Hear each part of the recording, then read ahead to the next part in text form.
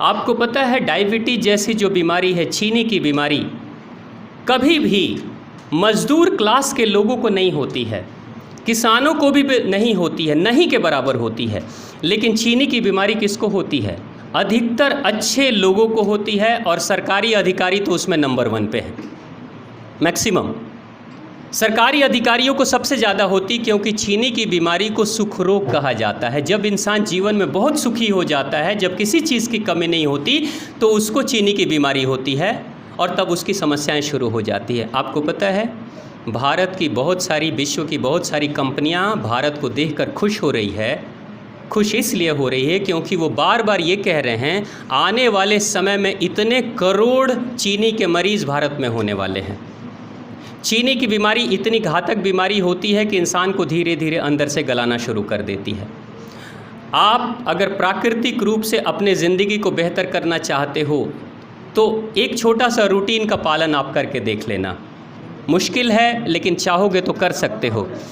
जब आप घर में रहो, रात्रि में जब सोते हो या दिन में घर में रहते हो, ये जो पंखे चल रहे हैं ना, इसको मत चलाया करो। ये जो पंखे हैं आपके घरों में बीमारियां पैदा करते हैं, क्योंकि ये पंखे आपके शरीर से पसीने नहीं निकलने देते।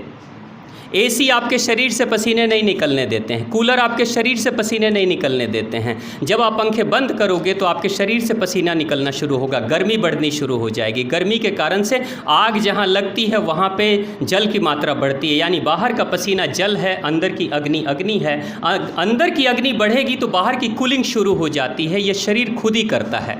लेकिन अगर कोई इंसान पूरे गर्मी में पंखा चलाकर सो रहा है, कूलर चलाकर सो रहा है, अब शरीर से पसीना नहीं निकलता तो बॉडी की जो टॉक्सिन्स है, जो गंदगी है, उसी के शरीर के अंदर रह जाती है, और बाद में चलकर वो उसके पैंक्रियाज को डैमेज करती है, और धीरे धीरे ग्लूकोज की मात्रा को बढ़ाकर शुगर की समस्या शुरू कर देती है। तो उस इंसान को गर्मी के दिनों में पसीना अगर नहीं हो पाएगी, यानी उसकी हीटिंग का जो अंदर का अंदरूनी मशीन अगर ठीक से काम नहीं करेगा, तो ठंड के दिनों में जब उसकी ठंड की शुरुआत होगी तब भी अंदर से गर्मी बढ़ाने का जो मशीन है वो काम नहीं करेगा, क्योंकि पैंक्रियाज को अग्न्याशय कहते हैं। जो पैंक्रियाज जिसके कारण से चीनी की बीमारी होती है उसको अग्न्याशय कहते हैं। अग्नि का वो केंद्र ही अगर मंद पड़ गया तो न तो ठंडी में वो गर्मी बढ़ाएगा और न गर्मी में ठंडक बढ़ाएगा, यानी कि कूलिंग। जैसे आपने देखा होगा, अगर आपके कार में अगर हीटिंग बंद हो जाए, कार का एसी अगर ख़राब हो जाए, अगर कूलिंग बंद हो जाए तो हीटिंग भी ख़राब हो जाता है, और हीटिंग ख़राब होता है तो कूलिंग भी ख़राब हो जाती है। होता है ना ऐसा?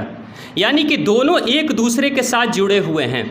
आप प्राकृतिक रूप से अगर आप चाहते हो कि आपका तंत्र अंदर से मजबूत रहे, तो किसान के अगर हम बच्चे हैं, किसान के क्षेत्र में अगर हैं, तो किसानों की तरह मेहनत करना शुरू कर दें। अगर मेहनत नहीं कर सकते हैं तो कुछ विषम परिस्थितियों में अपने आप को रखने की कोशिश करें। बहुत सुविधा में अगर हम अपने आप को रखेंगे तो कुछ दिनों के बाद हम बीमार हो जाएंगे, और शायद इस सुविधा का सुख हम हमेशा के लिए नहीं भोग पाएंगे। तो बेहतर यही होगा कि एक प्राकृतिक जीवन जीने की कोशिश करें।